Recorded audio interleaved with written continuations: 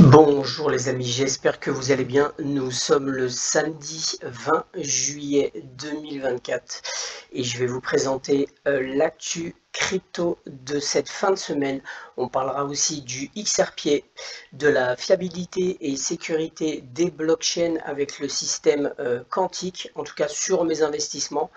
Et on parlera aussi d'un truc de dingue, c'est-à-dire en ayant de l'or et de l'argent dans des coffres, on est rémunéré chaque année.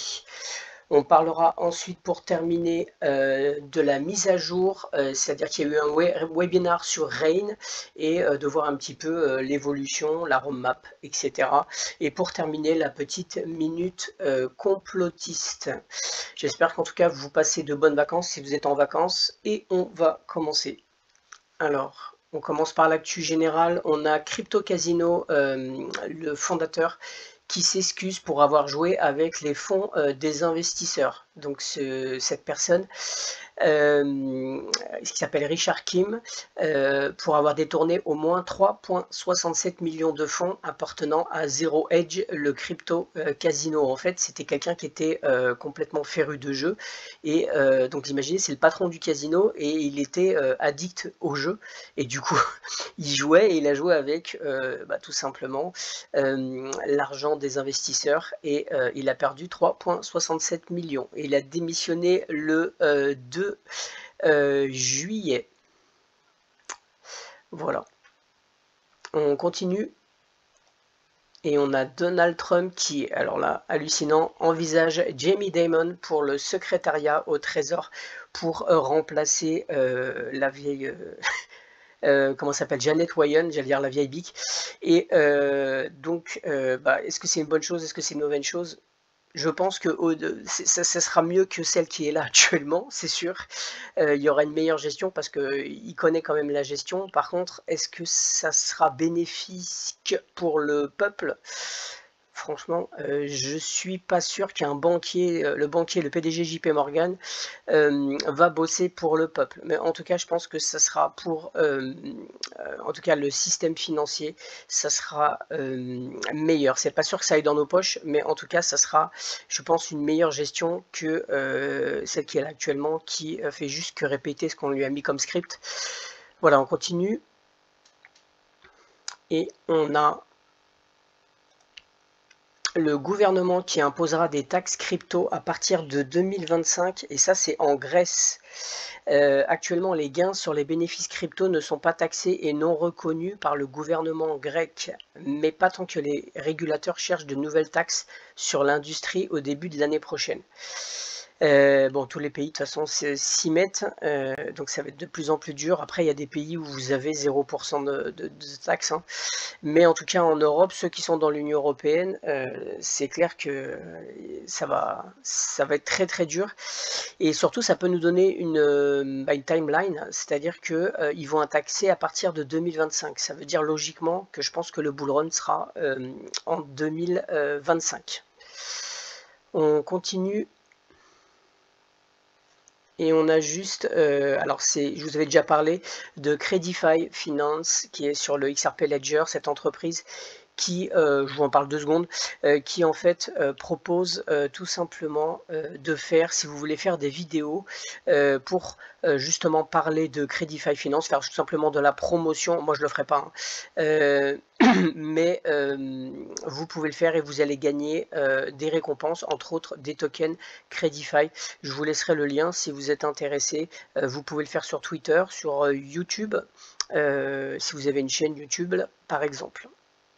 On continue et on a Poutine qui présente une nouvelle politique de monnaie numérique. Le lancement pilote du rouble numérique a été un succès, a déclaré le président russe. Le rouble numérique nouvellement lancé devait être pleinement intégré dans l'économie russe maintenant que la phase test de son adoption touche à sa fin. Donc ils vont faire en fait tout simplement des policies pour justement réglementer, et donc on voit que ça se met en place et que ça va très très vite. Et juste en vous parlant de ça, c'est un article qui date quand même de longtemps, hein, qui date de 2018, mais c'est toujours la même personne qui était la vice-présidente qui est au niveau de la Banque centrale russe. C'est la même personne et on voit juste ce qu'elle dit. Elle dit que la technologie blockchain n'est pas encore assez mature. Ça, c'était en 2018. Et ce qui est intéressant, on va le noter là, cette dame s'appelle Skorobogatova, a divisé les applications blockchain en deux camps. Les plateformes blockchain qui fournissent des fonctionnalités en ligne telles que les lettres de crédit électroniques bénéficiant de R3, Corda et Ripple, a-t-elle déclaré. La deuxième catégorie concerne les plateformes hors ligne qui offrent la fonctionnalité de contrat intelligent, avec le fonctionnaire citant Ethereum et le logiciel open source Hyperledger comme exemple. Donc on voit quand même que il y a Corda et Ripple, on avait déjà vu dans des PDF. On continue et on a, j'avais fouillé un petit peu pour savoir d'où venaient ces fonds du BTC en Allemagne qu'ils ont vendu, et en fait c'est juste un État de l'Allemagne, une province de l'Allemagne qui ont confisqué ces avoirs de 3 milliards de bitcoin. Voilà.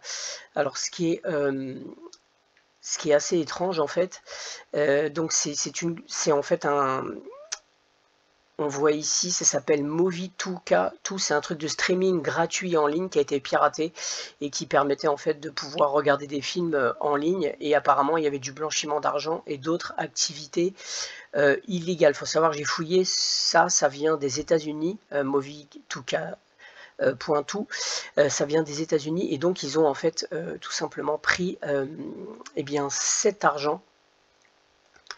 Et par contre, ce qui est très bizarre, j'ai regardé, j'ai traduit en français, selon le porte-parole du bureau du procureur général à Dresde, Patrick Pitansk, aucune accusation n'a été portée contre les hommes. Si un acte d'accusation est déposé, l'enquête est complète, a déclaré Pitansk. De plus amples informations sur l'affaire seraient alors connues au plus tard, au début de l'éventuel procès contre les deux hommes. Mais en fait, pour l'instant, on voit que il n'y a aucune accusation qui a été portée, et pourtant on leur prend leur bitcoin. Donc c'est un petit peu étrange. Il faut savoir que les États-Unis, je vous rappelle qu'ils sont, on va dire que l'Allemagne est un petit peu très liée avec les États-Unis, et c'est un petit peu leurs vassaux. Donc à voir s'ils les ont aidés, je ne sais pas.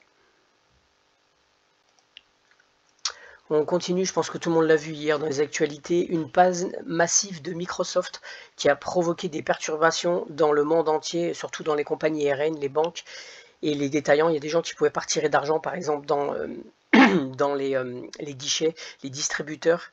Voilà, à mon avis, c'est mon avis, hein. Je pense que c'est un test pour voir un petit peu la réaction des gens avant de le faire à plus grande échelle. Je vous rappelle que le Forum économique nous avait prévenu sur les cyberattaques. Voilà. Et on reparlera de Ripple tout à l'heure par rapport à ça, parce qu'il faut bien comprendre, c'est que par contre, autant ça a été touché partout dans presque tous les endroits du monde. Par contre, si vous regardez bien, les échanges crypto, ils n'ont rien eu. La crypto-monnaie, les blockchains n'ont pas été touchés. Et en fait, je pense que c'est là le cheval de Troie. C'est-à-dire que s'il y a une cyberattaque mondiale, je pense qu'ils vont mettre sur la table le fait que, bah, écoutez, pour ça, nous, on a effectivement des solutions. C'est tout simplement des paiements hors ligne, comme je vous ai montré la dernière fois avec Ripple, par exemple, où vous pouvez faire des paiements sans connexion Internet. Et je pense qu'ils vont obliger, en fait, nous obliger à utiliser ces solutions, parce que à cause des cyberattaques. C'est en tout cas ma théorie, et je pense que je ne me plante pas.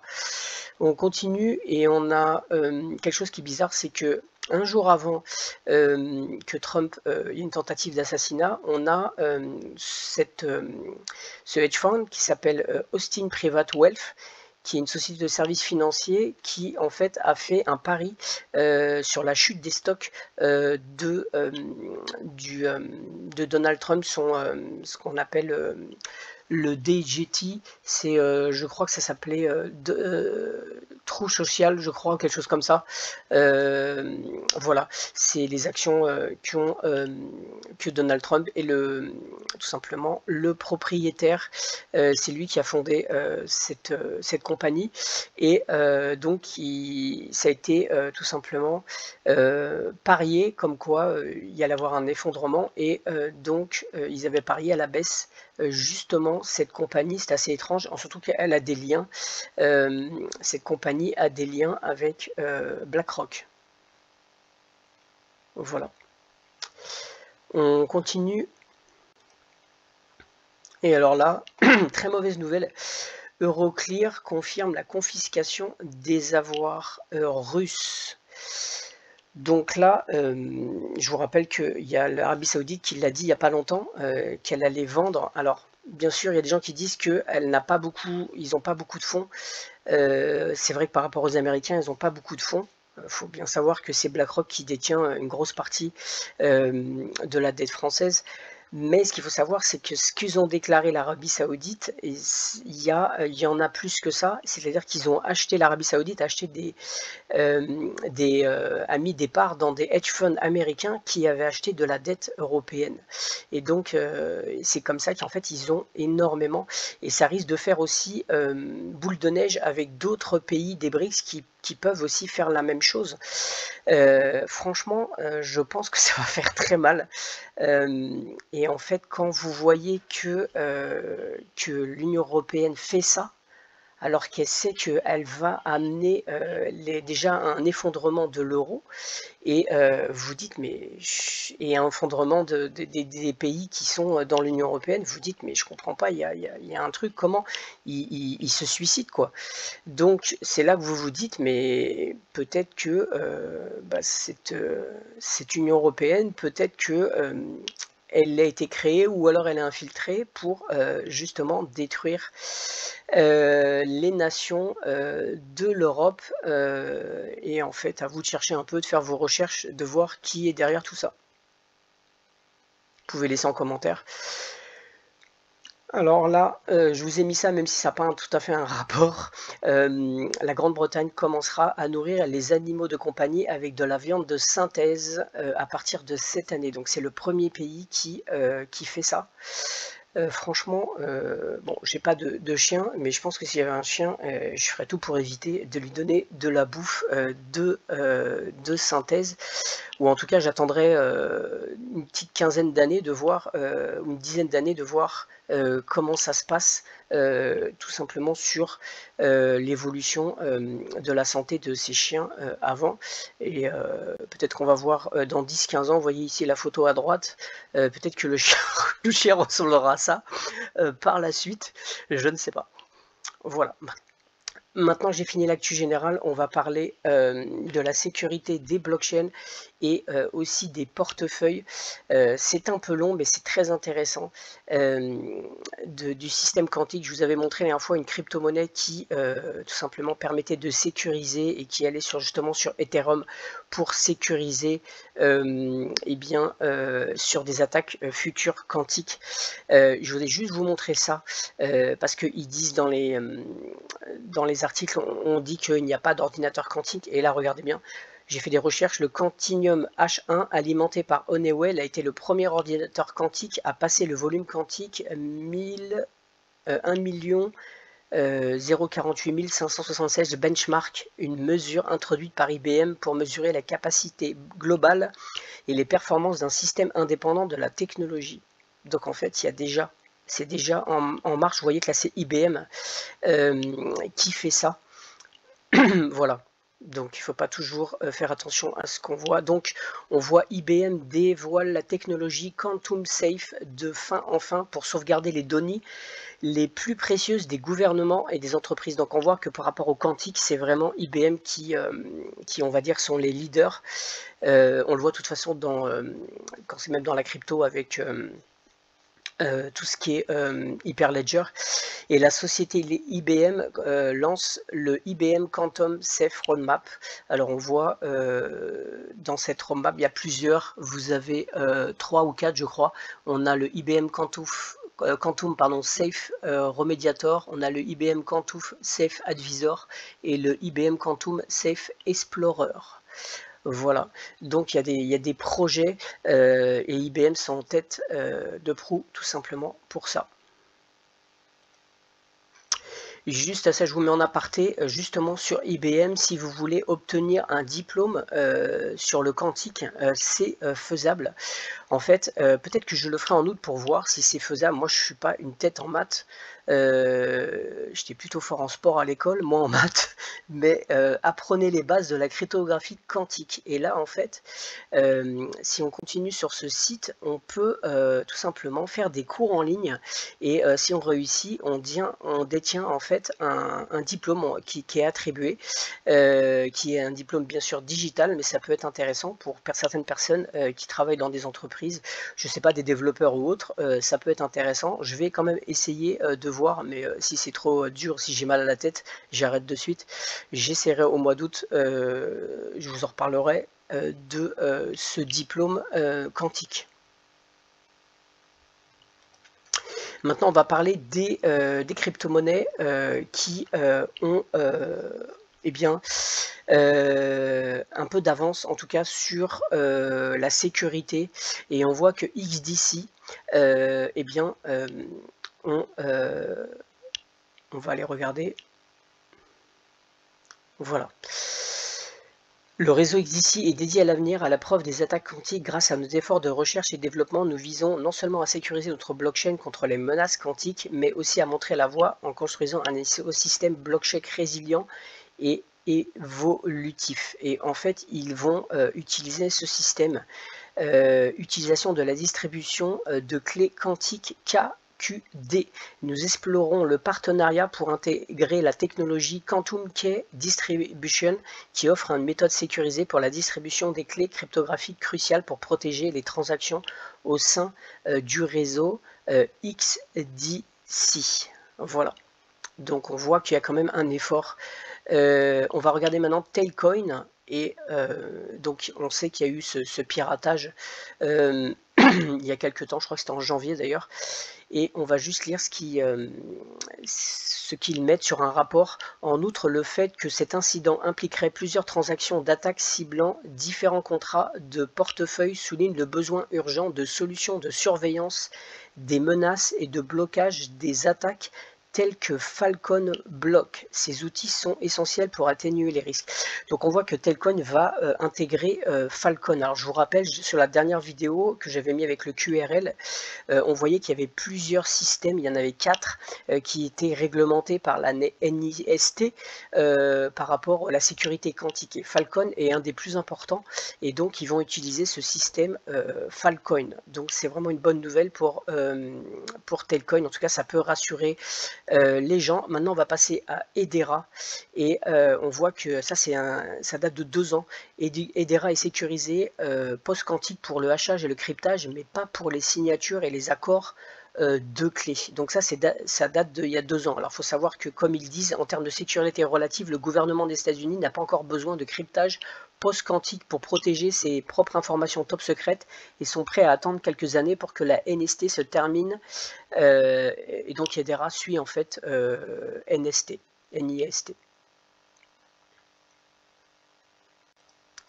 Maintenant, on voit qu'il y a quand même eu depuis, il y a eu quelques améliorations et ils se sont associés avec WiseKey qui en fait permet tout simplement aussi de se protéger. Alors ils font déjà, WiseKey fait vraiment la protection, ils sécurisent l'informatique omniprésente qui fonctionne aujourd'hui, dispose d'une base d'installation de plus de 1 milliard de micropuces dans pratiquement tous les secteurs de l'IoT, voitures connectées, villes intelligentes, drones, capteurs agricoles, anti-contrefaçon, éclairage intelligent, serveurs, ordinateurs, téléphones mobiles, jetons crypto, etc.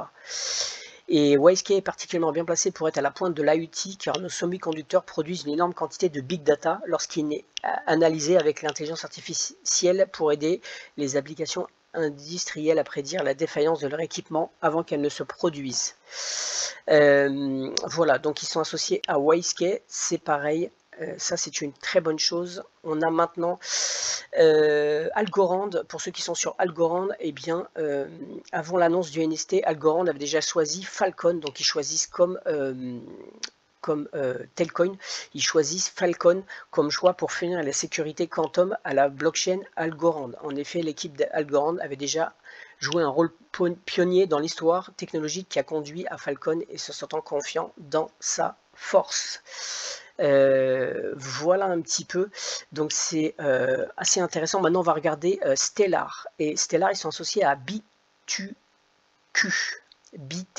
pardon, BTQ, ouais, excellent. Et donc là on voit que eux ils sont en partenariat avec BTQ, et on voit ici Stellar. Voilà, ici là sur le PDF à la page 12, on voit qu'ils sont Stellar utilise BTQ qui est pareil, qui est un système quantique. Voilà.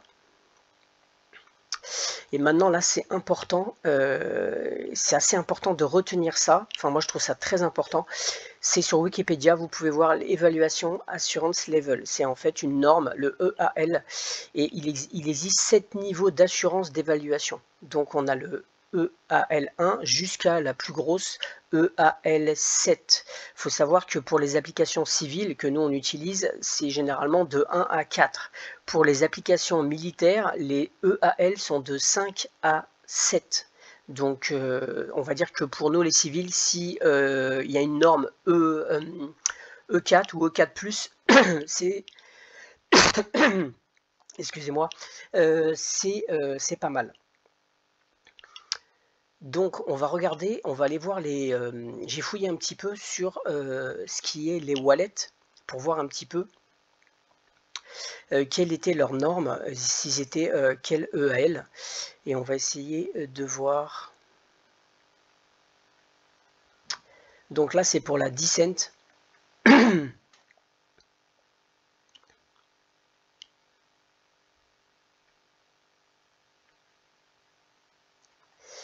Alors je cherche où j'avais vu. Voilà, c'est ici. La Decent Bulletin Wallet use un élément EAL5+, donc c'est vraiment pas mal quand on voit par rapport à Wikipédia là. Donc c'est comme une application militaire, donc c'est quand même Decent, c'est quand même correct. Voilà. On va continuer et on va regarder Ledger. Et Ledger, en fait, eux, leur certification, c'est EAL5+. C'est exactement la même chose que Decent. Maintenant, j'ai cherché pour voir s'il y avait eh bien, un peu plus que 5+, on ne sait jamais. Et j'en ai trouvé qui ont une sécurité donc plus importante. Eh bien, c'est la carte Tangem qui, elle, a une sécurité de niveau EAL6+. Donc là, c'est quand même balèze, c'est quand même costaud. Voilà. J'en ai trouvé encore une autre qui est un niveau EAL 6+, c'est ce wallet qui s'appelle Imke Pro Hardware, et celle-là a un niveau pareil qui est à EAL 6. Voilà. Donc c'est en tout cas les seuls. Si vous laissez en commentaire si vous en avez trouvé d'autres, moi c'est les seuls que j'ai trouvé qui ont un niveau EAL C+. Voilà. Eh bien j'ai terminé, mais c'est quand même bon de savoir tout ce qui est au niveau quantique, parce que par la suite eh bien ça nous c'est quand même confortable de bien dormir en sachant que eh bien vous avez quand même une grosse sécurité sur certains wallets. Et après ce que vous pouvez faire aussi, c'est beaucoup de youtubeurs qui ont beaucoup d'argent. Moi je le fais pas parce que j'ai pas j'ai pas eu le bull run pour l'instant, c'est pas énorme ce que j'ai dans mon portefeuille, mais c'est de mettre une petite cache Faraday, c'est-à-dire une sacoche Faraday sur vos wallets, et donc là il n'y aura logiquement aucun souci. On va parler maintenant de Ripple, et il y a quand même pas mal de choses à dire. On va juste commencer par l'AMM, que j'ai mis un petit peu dessous, on voit actuellement c'est 53% annuel. Et il y a par contre des contributeurs, on voit que ça augmente. Il y avait 1700, on voit qu'on est à 1850 actuellement. Voilà, alors après, ce que je gagne par jour en ayant mis à peu près 1000 euros, j'ai mis à peu près 1000 euros dedans. On va aller dans Trade, Swap, voilà, et je vais taper ce que je gagne comme mag par jour. Alors, hop.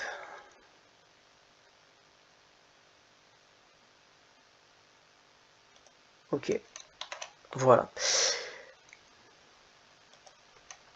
Voilà, je gagne 0,00363 mag, ce qui me fait à peu près 1.4 XRP par jour. Voilà, c'est quand même assez intéressant.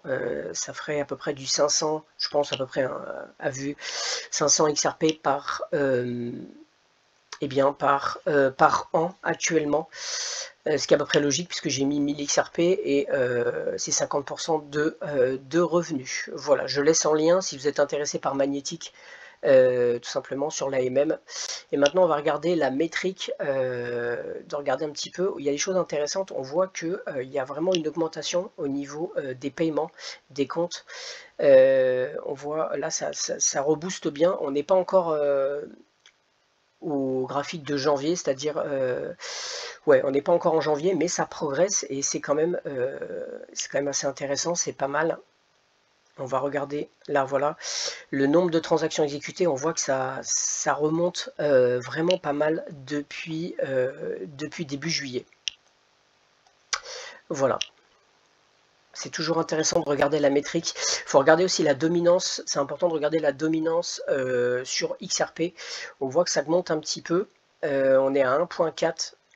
Mais bon, on va faire le haut time high. Et là, on voit, vous voyez là ici, on était quand même à 18.10 de dominance en 2017, imaginez. Et là, on n'est qu'à 1.40. Vous voyez un peu aussi le procès, il a fait vraiment mal de ce côté-là. Eh bien, on va continuer et on va parler toujours de l'actu sur XRP.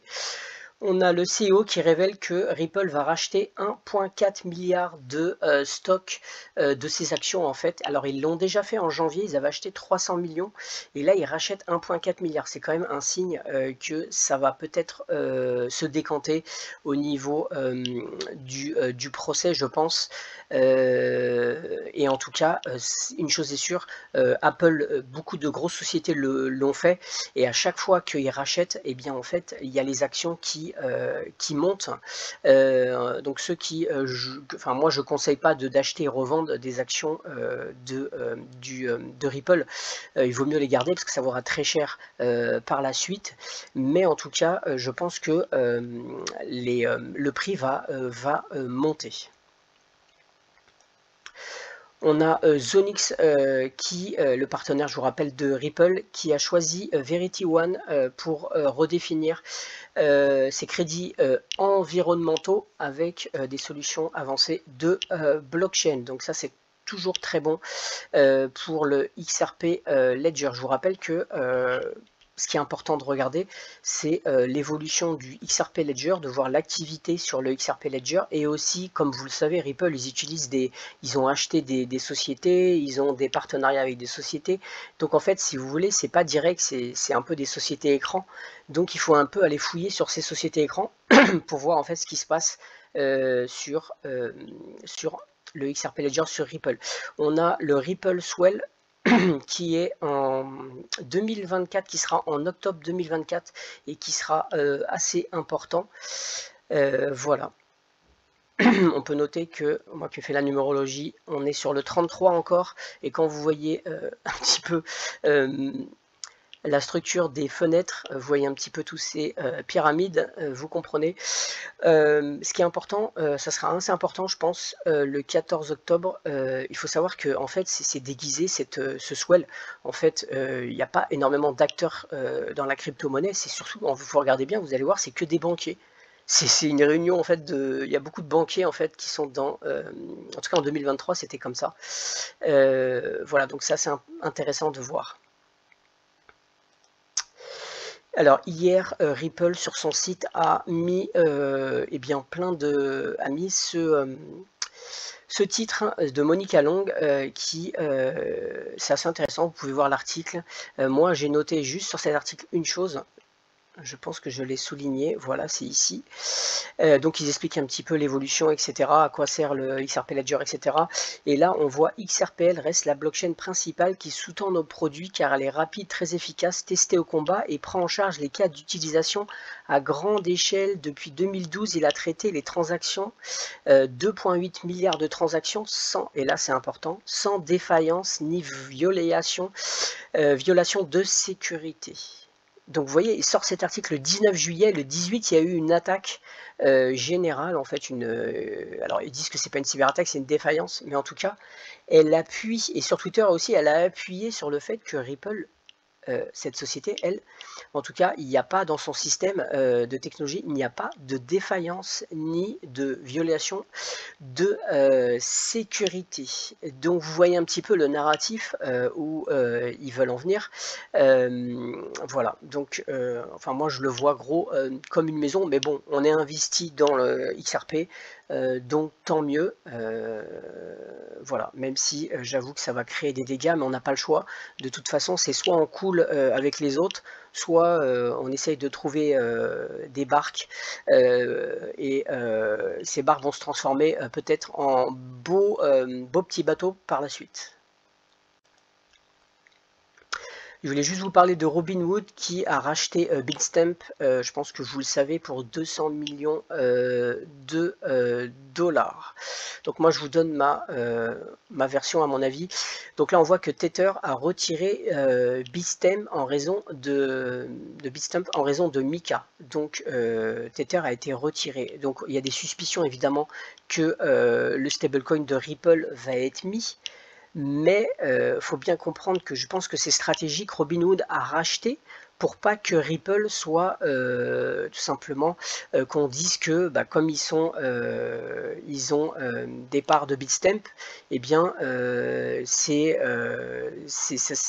pas logique qu'en fait il y a un conflit d'intérêts. C'est pour ça qu'ils mettent leur stablecoin dedans. Donc je pense que moi c'est stratégique. Robinhood font ça pour justement que le stablecoin puisse aller sur Bitstamp sans avoir de problème. Et à mon avis, je pense que Robinhood vont lister justement, vont peut-être aussi lister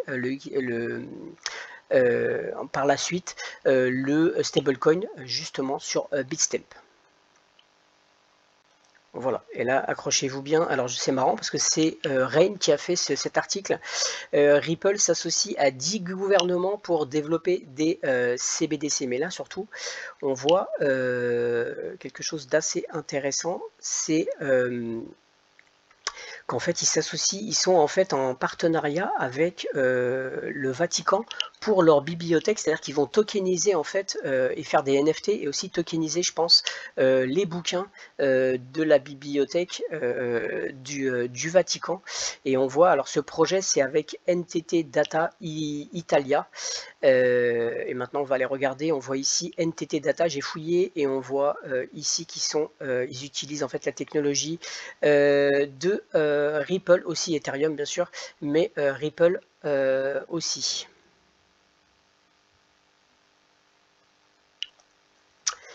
On a aussi dans le procès XRP contre la SEC, il y a la SEC qui a pris un petit coup encore dans l'aile. ils ont fait une demande en fait pour en fait avoir en fait toutes les données et de pouvoir réglementer les contrôles de cybersécurité des entreprises. Eux, c'est incroyable, ils veulent vraiment tout savoir. La SEC avait affirmé qu'elle devait superviser tous les contrôles internes au sein des entreprises publiques, y compris les mesures de cybersécurité. Cependant, le juge Engelmayer a refuté cela, affirmant qu'il accorderait à la SEC une autorité réglementaire trop large. Donc, bien, c'est encore un petit coup pour la SEC, et je pense qu'en ce moment, ça tourne bien fort. Le vent tourne, c'est une bonne chose. On a le XRP qui surpasse le Bitcoin en temps de volume en Corée du Sud avec 650 millions de dollars d'échanges en volume. Je ne sais pas si vous connaissez Fiatleak, vous pouvez aller voir un petit peu les volumes, sinon je vous parlerai de Fiatleak, j'en ai déjà parlé pas mal de fois. Vous pouvez aller voir les volumes en temps réel, qui achète, qui vend du Bitcoin sur tous les continents. Si vous êtes intéressé, laissez-moi en commentaire, je vous laisserai le lien de ce site qui est assez intéressant. Voilà. Là, je vous remontre, comme je vous expliquais tout à l'heure, les connexions avec en fait des sociétés écrans. On voit Alawan Exchange qui utilise TerraPay pour améliorer les paiements transfrontaliers. Donc ça, c'est pour le Moyen-Orient. Je vais passer vite fait dessus, mais en fait, ils vont utiliser donc TerraPay et eh bien, on sait que les partenaires de Ripple, TerraPay a été racheté par un groupe d'investisseurs. Et en fait, on voit qu'ils sont partenaires avec TerraPay. On continue et la même chose, c'est exactement la même chose, le même procédé. On a ici le partenariat de Airwallex avec McLaren Racing. Donc il vont y avoir un partenariat qui a été conclu en février de cette année en mettant l'accès sur l'innovation et la précision en tant que leader dans le secteur des paiements. La technologie Airwallex aide McLaren Racing à optimiser ses paiements de chaîne d'approvisionnement, à débloquer des options de paiement multidevises et à étendre les capacités de l'équipe en matière de marchandises.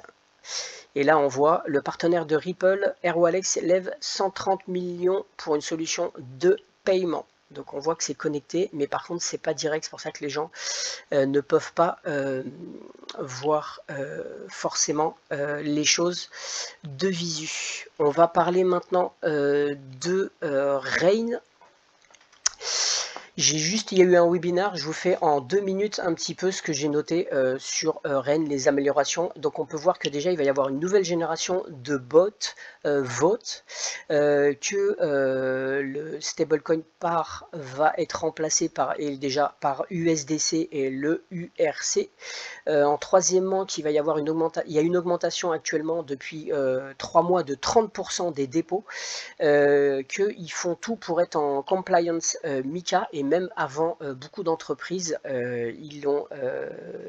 c'est vrai, on a reçu des courriers déjà depuis pas mal de temps. Très intéressant, en 5e, ils ont fait une demande de licence VARA, donc pour le Moyen-Orient, et aussi bien sûr d'avoir un bureau là-bas. Ensuite, ils vont faire un système de programmabilité où vous pourrez faire un DCA. Et en dernier, j'ai noté aussi, ils vont faire un club VIP avec, vous voyez, comme si vous êtes gold, bronze, argent, élite, etc. Et vous aurez des avantages, vous gagnerez des points. Et plus vous avez de points, plus vous allez gagner des avantages. Il y aura par exemple certains qui auront droit à des launchpads avant les autres. Vous aurez peut-être des rendements un petit peu plus importants, en tout cas vraiment de bonnes choses. Ceux qui ne connaissent pas Rain, je vous invite vraiment à aller sur mon lien en bas de la vidéo et d'aller voir un petit peu, de fouiller. Il y a vraiment des rendements hyper intéressants et ils sont en compliance totale. Ils font tout pour être vraiment réglementés.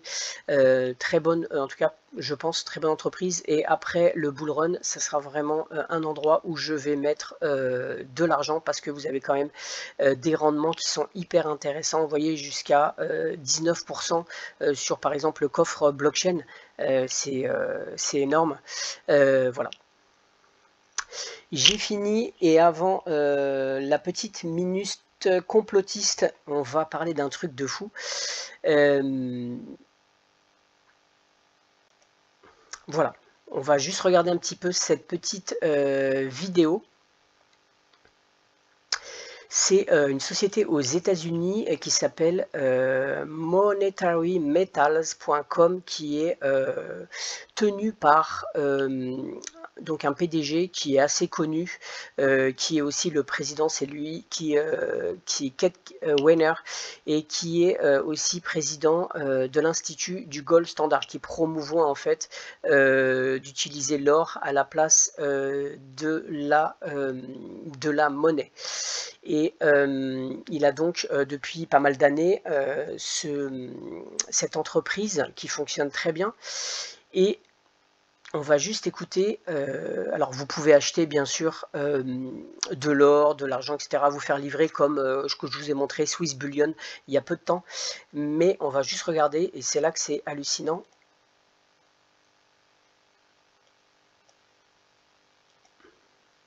Capital for the gold industry is hard. Traditional bank source funding doesn't suit your business and can be costly. You need a new financing partner.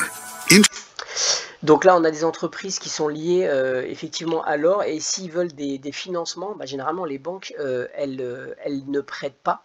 Et donc, le système, en fait, c'est d'utiliser, en fait, tout simplement l'or pour prêter de l'argent, un peu comme Credify, eux le font par exemple, vous allez prêter, et bien là c'est la même chose, en fait, vous prêtez en fait avec votre or, mais c'est avec votre or, c'est pas avec des dollars, vous prêtez votre argent pour des entreprises, et par le biais de Monetary Metals, et eux vont, c'est un peu comme du crowdfunding si vous voulez, mais avec de l'or, et vous allez être payé chaque année à des rendements pour avoir prêté de l'or. On va continuer.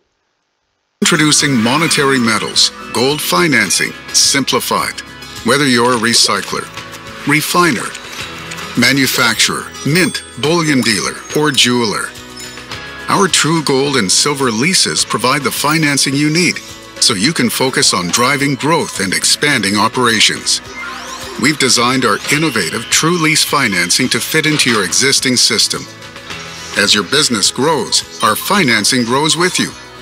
Avoid the risks, costs, and hidden pitfalls of hedging, since the lease and interest are denominated in gold, eliminating dollar price risk from the equation. Gain the advantage for your business. Unlock a scalable working capital solution with your partner for gold and silver financing, Monetary Metals. Alors, il faut comprendre que vous êtes payé, par contre, les rendements sont payés en or. Ou si vous investissez sur l'argent, en argent. Ce qu'il faut faire attention, c'est que vous avez deux choix. Soit vous payez par exemple en dollars ou en euros, et vous allez ensuite laisser, et eux vont utiliser cet or pour la prêter. Mais ce qu'il faut bien comprendre, c'est que si par contre il y a une autre possibilité, c'est que vous avez dans des coffres de l'or, et que vous donnez, donc vous envoyez à Monetary Metal votre or. Il faut bien faire attention, parce que si vous avez des pièces ou des lingots de marque, eux vont le fondre pour ensuite le prêter aux entreprises. Donc après, quand vous allez récupérer vos fonds, vous n'allez pas vous retrouver avec les mêmes, la même or. C'est-à-dire que ça sera de l'or, mais qui ne sera plus avec une marque. Donc c'est plus intéressant, je pense, en tout cas à mon avis, de l'acheter tout simplement acheter de l'or chez eux, et ensuite de pouvoir le prêter aux entreprises.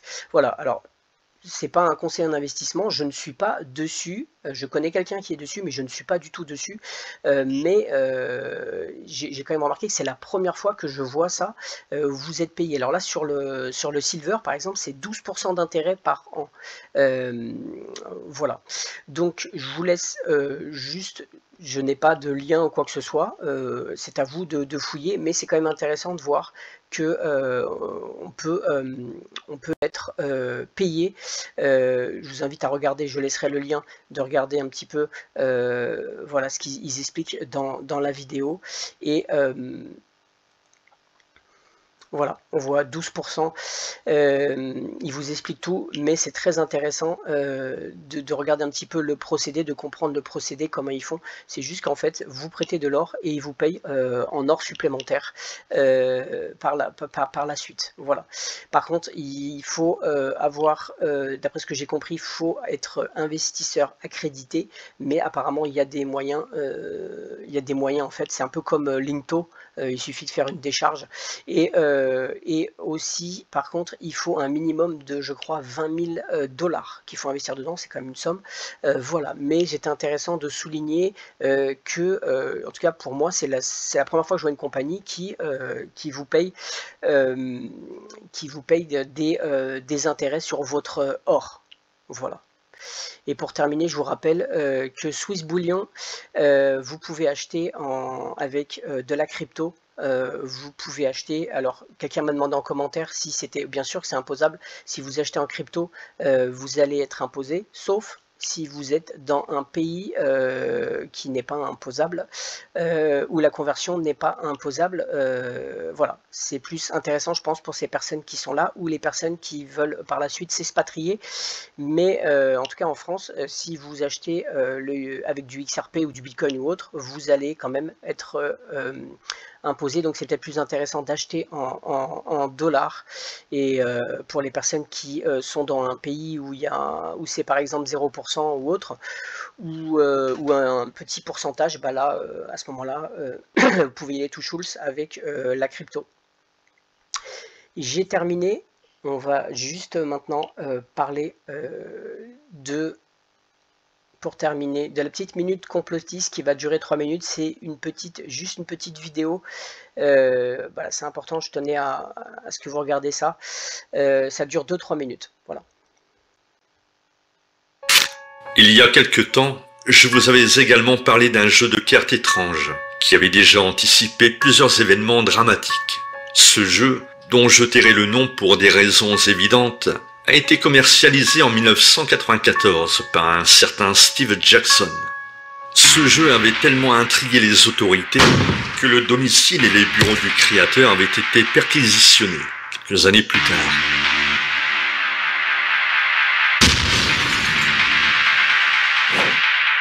Voici quelques-unes de ces prédictions troublantes. Les attaques du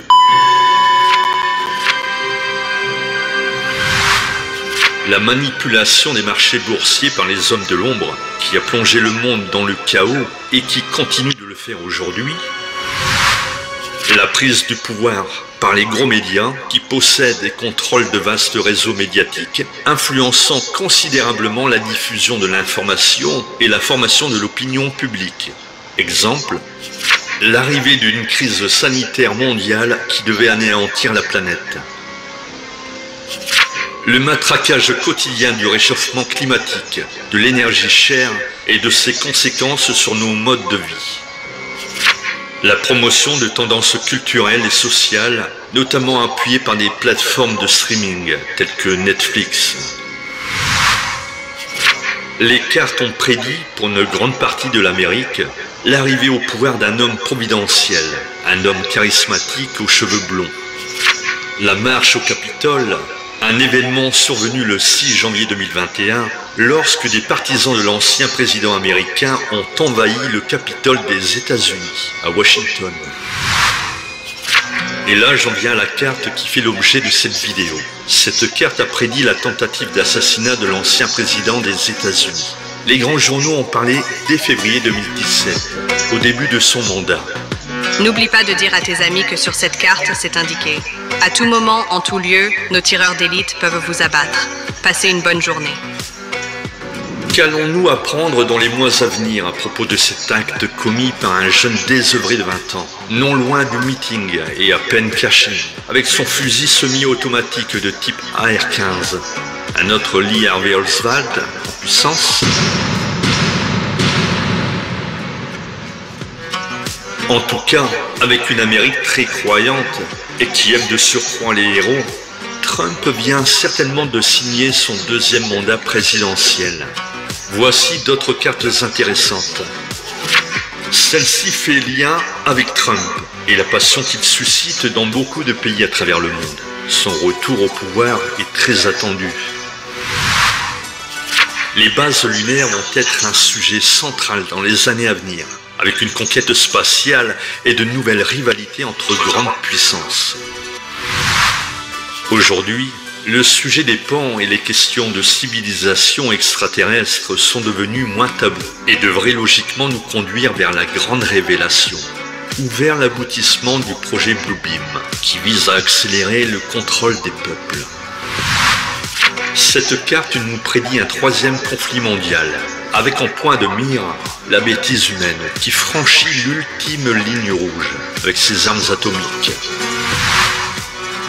Les cryptides vont-ils faire la une des journaux d'ici peu? Depuis toujours, New York fait face à la montée des eaux. Allons-nous la voir sombrer sous l'eau? La résistance. Rock Soccer, je t'ai reconnu et je confirme que tu ne fais pas partie de l'opposition contrôlée. Et pour finir, ma carte préférée, celle du dérèglement temporel et du voyage dans le temps. D'ailleurs, à ce propos, Babouchka, la voyageuse du temps qui a assisté stoïquement à l'assassinat de JFK le 22 novembre 1963, était, paraît-il, présente au meeting de Trump le 13 juillet 2024, dans la foule, prête à immortaliser l'événement avec son appareil photo. J'ai cherché durant des heures, en vain. Alors si vous la trouvez, faites-moi signe. Voilà, j'ai fini.